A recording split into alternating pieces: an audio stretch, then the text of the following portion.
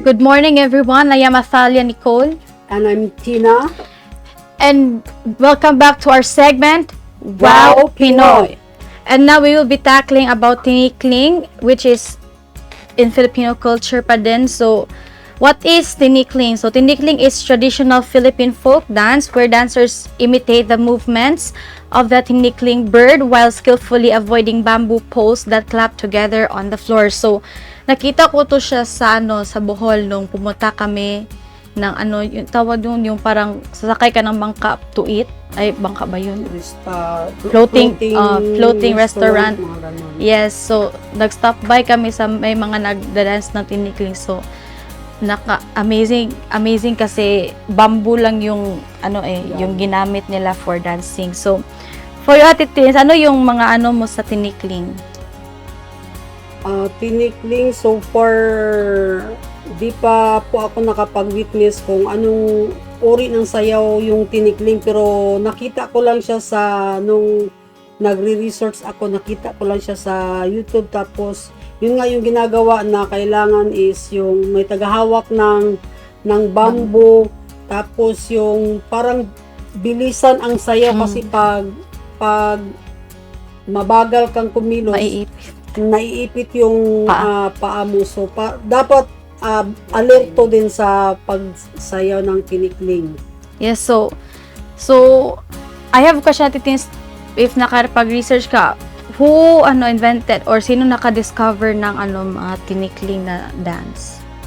Sa pagkakaalam ko is yung nakadiscovery po, siguro isa siya sa nakadiscovery ng tinikling is si Reyes Aquino. Di ko alam kung is that a family name or ano ba yun? Combination ng pangalan o apelyido. Basta siya si Mr. or Miss Aquino Reyes. Yun po yung nakadiscovery ng tinikling. Ang tinikling po is yun yung isa sa na ngayon na parang US adapted tinikling like in grade 12 kasi di practice na daw doon sa labas para yun sa mga grade 12 para at least man lang they know the folk dance or the ibang katutubong sayaw ng mga Pilipino.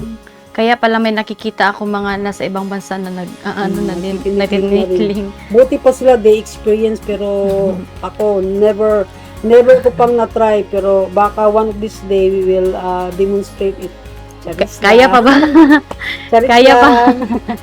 So, saan ba to na-originate yung tinikling? So, tinikling originated in the province of Leyte, in the Visayas region of the Philippines. So, Leyte, I think, sa Mindanao ba to? Sa Visayas. Visayas. So, Samar. Samar, Leyte. So, mga pa dito, mga Bisaya. Visayas. Ang dialect na ginagamit is Tagalog at saka Waray. Oh. Parang di sila marunong siguro some of mga Pilipino doon is nagsasalita ng Bisaya. Purong Tagalog siguro or yung Waray. Kasi my cousin, meron po akong pinsan na nakapag-asawa po ng Lithuania, tawag ba sa kanila, bang doon, pero nakapag-asawa siya, since hindi siya marunong magbisaya, Tagalog yung lingwahe na ginagamit niya. Kaya pala, kala ko, yung parang part na siya sa Luzon kasi Tagalog yung ko sa Leyte. So, bagong yun sa akin na Visayas region pala yung Leyte. Bali, yun yung nagko-connect ng San Juanico Bridge at saka yung Bicol, parang yun. So connected na sila, ganyan. Parang, kaya yung Samar at saka Bicol, parang may yung lingwahe nila parang halo-halo na rin, mix-mix. Okay. So, next, Ate Tins. Okay, what does tinikling represent? The dance requirements represents the graceful movement of the tinikling bird as it hops between three branches and dodge bamboo traps set by farmers. So, yun nga yung sabi namin na yung tinikling is, ang gamit po niya is a bamboo pole, yung tawag nito. Basta yung isang buong bamboo, tapos nililinisan para hindi po siya masakit kung ikaw po ay matamaan. So, yung movement dapat ng tinikling is dapat graceful. Kumbaga, nasa May buhay. para may buhay, parang relax lang or chill ba tawag mo, parang sample sa tinikling ha, yung sa kamay lang parang ganito, hindi ko alam kasi yun nga, basta aanuhin natin yan pag meron tayong time na isasayaw natin yan dito. Magtitinikling sa titins. Magtitinikling kaming apat. So next, what materials are used in tinikling? So the main materials used in tinikling are two long bamboo poles, as Atitin said, which are clapped together rhythmically, and traditional Filipino attire for the dancers. Parang ganun siya ba? Oh? Yes, yung i-clap yung dalawang bamboo para mag-cling, ganyan. Tapos yung attire naman ng mga dancers is yung may iba nga na yung para anong Patadyong. Patadyong. Parang kimono siguro, apat ang pinaka main nila costume is patadyong at saka yung barong Tagalog. Oh, akala ko yung simpleng lang yung parang Filipiniana ganyan. Parang Pero iba, pwede. depende siguro depende sa concept ng Dance nila. na dance or sinasaya ba para pa sa pagkakaalam ko yun yung patadyong at saka yung barong Tagalog, yung costume talaga, yung pinaka main costume po ng tinikling. So basta yung traditional Filipino attire para sa mga dancers and two long bamboo poles para ikikling sila para doon sila magda-dance sa Pero tulong bamboo di ba poles. nakita mo sa pagsasaya ng tinikling sa kanilang costume, bali tawag yung colorful talaga kasi pula, yung may mga pink, mga yellow, pero yung mga dry color parang May mga flowers din yung nila yung parang mga hindi siya siya sa sayaw na to, parang kung siguro kung dry color parang tingnan mo parang patay yung sayaw, parang walang buhay, parang ganun. So, ay parang nakano ako sa grade school namin before na may nagtitinikling sa amin, ganyan. May hat sila. Parang kami ata yung nag-perform ganyan. So, grade school pa kami noon. So, next, Ate Teens. What are the basic movements of tinikling? So, as we said, no, na ang basic po na movement ng tinikling is yung soft lang, yung hindi ka masyadong mabilis at saka mapusok sa sayaw. So, the basic steps involve yung pagtatalon, dapat sana natin dito i-demonstrate kasi may ganon-ganon yun. So, yun ang yung steppings ng pagsasaya po ng tinikling, stepping in and out of the bamboo pole. So, yun yung pag ganon nga sa bamboo.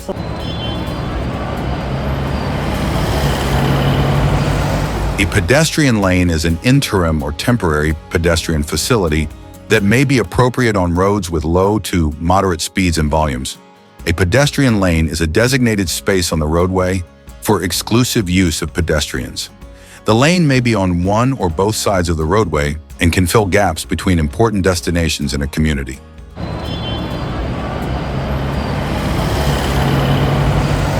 Example to Ate Teens. So, hindi man tayo pwedeng makatayo, siguro maybe some other time we will demonstrate the sayaw ng tinikling. Yun. So, maganda talaga sa nakikita ko po, tinikling is isa po siyang parang nagkakaroon din ng exercise kasi yung mga body body movements din, yung joints, yung talagang with force man siya pero malumanay o dahan-dahan na pagkasayaw. May movement lahat yung body. Hindi yung hip-hop na parang mabilisan. So, ganun yun ang sa ng tinikling. Why not try to dance with us? Para makita niyo kung ano yung tinikling. So, yes, that was the basic movements of tinikling. So, next is what type of music used in tinikling. So, tinikling is performed to fast-paced, rhythmic folk music, usually played using a rondalia, ensemble, or percussion instruments.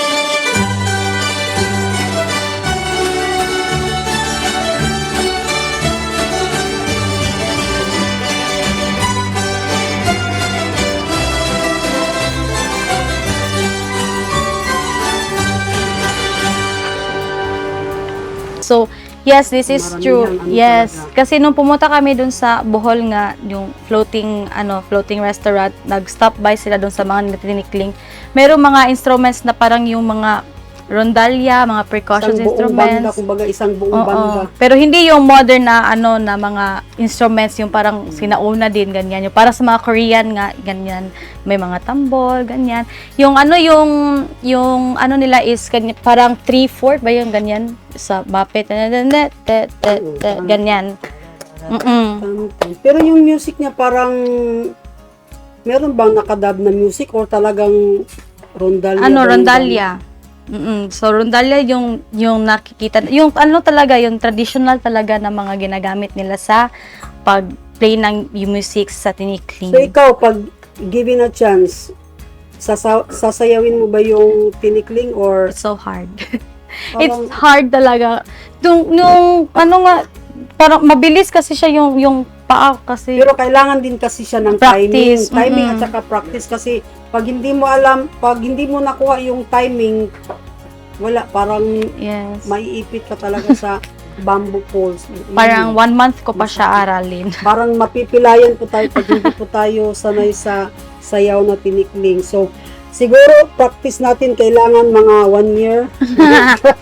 Sobrang 1 haba. year. 1 year pwede naman 1 month, ganyan. So, next ati teens. What is the traditional attire for tinikling dancer? So, sabi nga namin kanina is, ang pinaka-traditional na attire niya is yung colorful, yung di po masakit sa mata, then like yung patadyong at saka yung barong Tagalog sa lalaki. Tapos, di ko alam kung anong tawag nung short pants ba ata yan o ano bang tawag dyan. Basta, kalimitan po ginagamit sa paimbaba ng lalaki is yung alanganing pantalon o alanganing short. Ng tawag ba dyan is, ano bang tawag sa Tagalog niyan? Sarong? Ay hindi, parang iba. Ano bang tawag? By the way, nakalimutan ko. So, basta yun yung pinaka, ng costume, yung patadyong at saka yung barong Tagalog sa lalaki. Yung sa babae, yun yung patadyong. Tapos may maraming nilalagay dito na nakaslanting na mga telang ginugupit, tapos may mga floral baka depende na rin yun sa konsepto siguro ng sayaw or gusto ng nagpapasayaw na ganito yung maging costume. Pero mas maganda talaga kung ang naging costume niya is yung traditional costume kasi pangit na tingnan kung nag-iiba yung Colorful din kasi yung traditional na costume yung ginagamit nila. So next, how many people usually perform tinikling? So a tinikling performance usually involves 4 people, 2 dancers and 2 people handling the bamboo poles. However, it can also be performed by larger groups. So merong 4 sila, yung dalawa sa left isa sa left at isa sa right, yung magka-cling ng bamboo poles. So, tapos 2 person din sa magda-dance. Usually, yung partner is lalaki at babae, ganyan. So, pwede din siya larger groups if you want. May 4 nga na magsasayaw in one sa maramihan na bali yung position niya, parang hashtag, parang ganun yung position ng bamboo.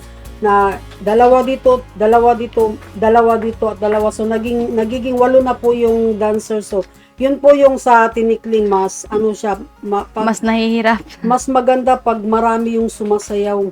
Yeah, the more na marami sila, the more din mas mahirap at saka mahirapan yung taga-ganon, taga-clap-clap ng bamboo. May ipit talaga yung nila, yung hands nila pag magtikikling kasi paano kaya pag ginaganito ba yun o ganyan. Baka may tamang paghahawak.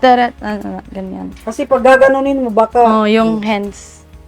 Ganyan. So anyways, what teens yung next question? What skills are needed to perform tinikling? Sa tinikling requires agility, coordination, balance, rhythm, and peace, precise footwork to avoid the moving bamboo poles. No, so yun talaga yung dapat yung galawan is talaga siya precise na sa pagtingin mo doon sa bamboo poles, dapat talaga hindi ka maiipit at saka yung footwork gesture na pagka ganun ng bamboo, dapat yung parang paa mo nakaangat para hindi ka maiipit sa bamboo. So, ano lang talaga, dapat meron din presence of mind. Yeah. Kasi pag wala kang presence of mind, tapos sinasayaw mo ang tinikling, parang nasisira yung parang baga entertainment ng bawat isa. Kasi ano yan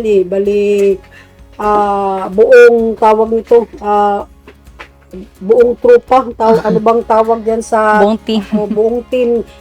Ang bali yung tinikling is hindi lang sa isang tao nakasalalay, kundi sa buong grupo talaga. Pag mali yung isa, wala na. Yes. And Touch mo. sakto din yung sinabi ni Tins na may presence of mind kasi if palutang-lutang ka na nagsasayaw doon, maiipit talaga yung paa Tapos mo. yung kamay gumagano. Yeah. Hindi nagtutugma yung kamay at saka yung paa.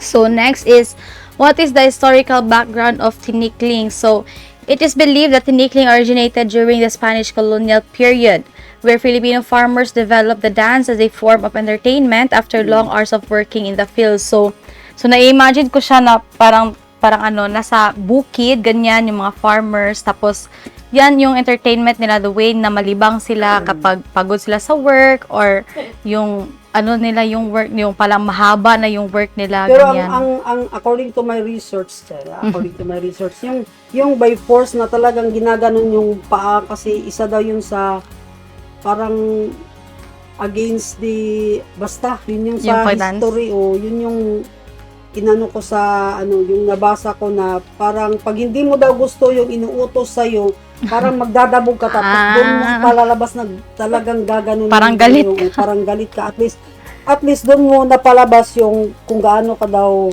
magaling sumayaw. Oh, edi mas mabilis na yung pagtitinikling kasi may galit ka. May galit na parang ganun, parang nagdadabog pag inuutosan ka, magugas ka ng pinggan tapos nagdadabog ka, Pagtitinikling ka na lang. Anyway, so yun nga, ginagamit nila for entertainment sa mga farmers dun sa fields. So, next at Teens. Okay, is tinikling still popular today? Tinikling is hindi talaga siya nawawala sa katutubong sayaw ng mga Pilipino kahit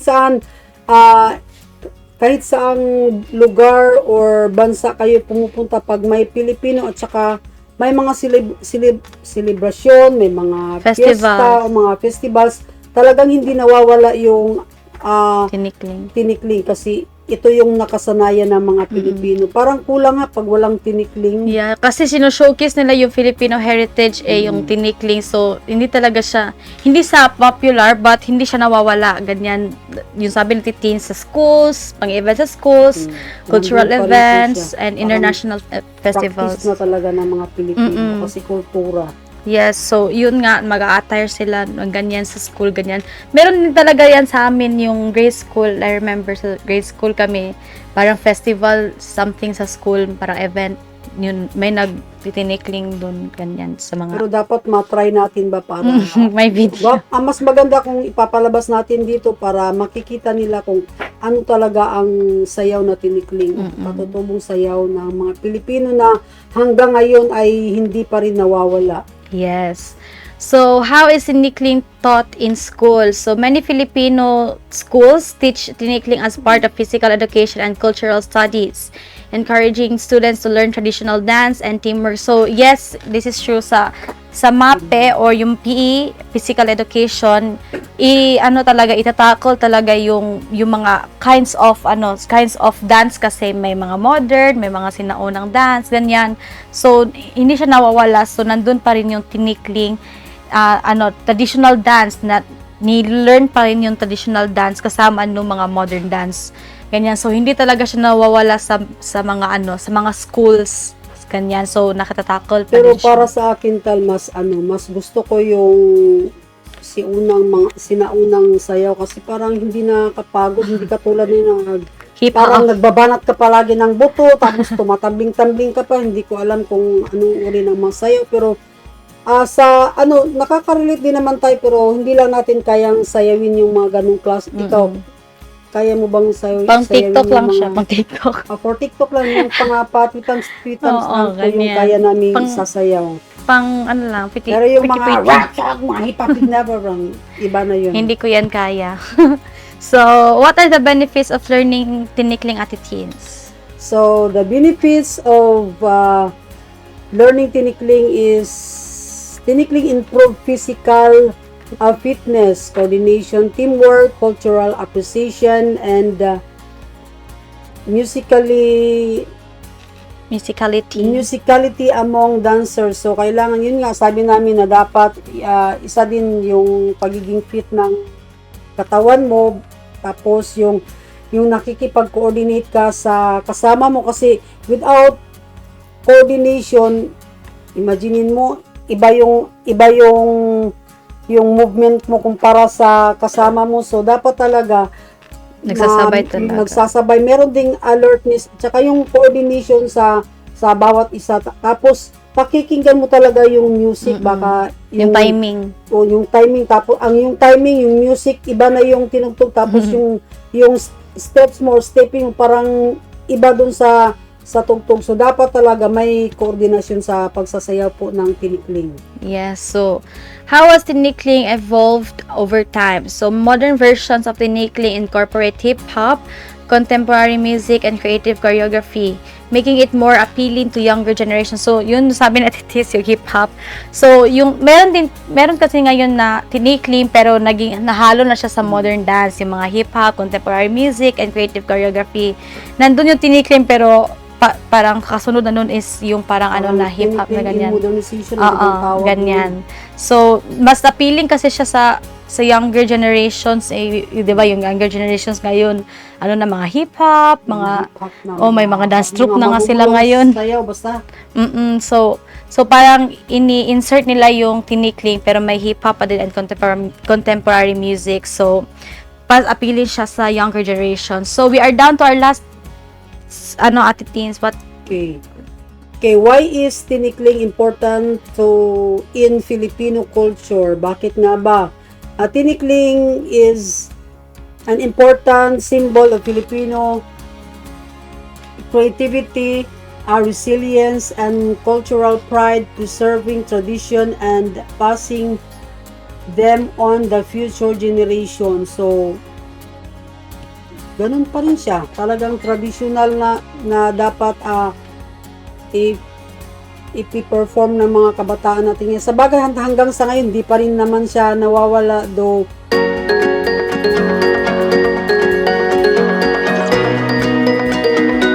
Washing hands can keep you healthy and prevent the spread of respiratory and diarrheal infections. Germs can spread from person to person or from surfaces to people when you touch your eyes, nose, and mouth with unwashed hands.